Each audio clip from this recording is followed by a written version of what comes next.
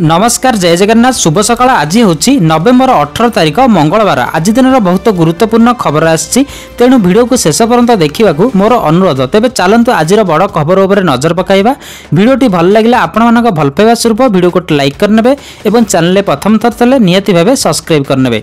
Number 1 तलमुहा पारद शीतर थरुची राज्य में तलमुहा होइछि पारद जहाँफल राज्य में शीतर प्रकोप बढ़िबार लागिछि। गतकाली भुवनेश्वर में सकाळ 5:30 सुधा तापमात्रा थिला 14.8 डिग्री थिबा बेले आज 5:30 सुधा भुवनेश्वर तापमात्रा 14.2 डिग्री रेकर्ड होइछि। सेहीपरि 12 डिग्री तले 13 सहरर तापमात्रा रही। कंधमाल जिला घु उदयगिरी रे राज्यर सर्वनिम्न तापमात्रा 5.8 डिग्री रेकर्ड होइछि। एहा सह शिमिलीपाल रे 4 डिग्री को खसी राति तापमात्रा।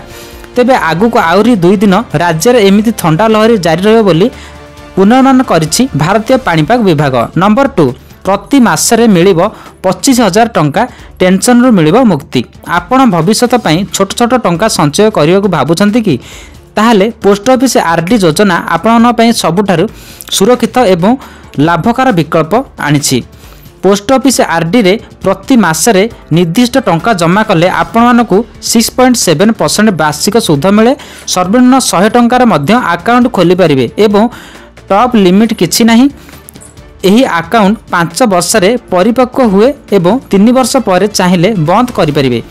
एबे कथा हेउ 2200 टंका प्रति मास जमा कले केते मिलिबो।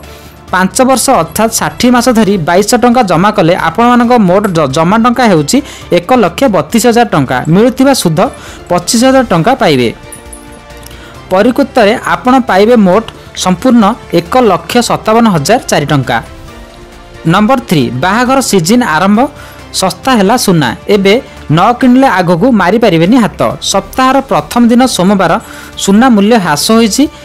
राजधानी दिल्ली रे 24 कैरेट सुना प्रति मूल्य 1,25,220 टंका ह्रास पाइछि। अमेरिका फेडरल रिजर्व सुधहार ह्रास संपर्क में अनिश्चितता वृद्धि पाइबा जोगु अंतर्जातीय बजार में सुना मूल्य कम होइछि। भुवनेश्वर में 22 कैरेट सुना रेट 1,25,070 टंका थिबा बेले 22 कैरेट सुना दर 1,14,640 टंका रही। नंबर 4 पीएम किसान नवेम्बर 19 रे 21तम किस्ती पठाइबे प्रधानमंत्री मोदी। यही त्रुटि थिले मिलिबनी अर्थ। आसंता 19 तारिख रे पीएम किसान सम्मिति निधि योजनार 21तम किस्ती जारी हेबो। ए नै कृषि और कल्याण मंत्रालय पक्षरु कहा जायछि। प्रधानमंत्री नरेंद्र मोदी योग्य कृषकों बैंक खाता को 2,000 टंका लखाएं ट्रांसफर करेंगे। यह योजना 2019 मसीहा फेब्रुआरी 24 तारिख ठारू आरंभ होता। प्रति योग्य किसान परिवार को वार्षिक 6,000 टंकार सहायता मिलता है। एबे सुधा सारा देश में 1 कोटी अधिक कृषक परिवार को 20 किस्ती माध्यम मोट 3.70 लाख कोटी अधिक करम प्रदान करछंती। जदियो नवेम्बर 19 रे 21तम किस्ती जारी हेबो तेबे विशेष मुहूर्त रे किसान को यही राशि मिलिबा मुश्किल होई पारे। जे माने ई-केवाईसी संपूर्ण करिनांती सेमानकु यही राशि मिलिबारे समस्या सृष्टि हेबो। एथिसह जदि आपणकर आधार बैंक परस्पर सह लिंक होई नथिबो तेबे आपणक किस्ती कटि पारे।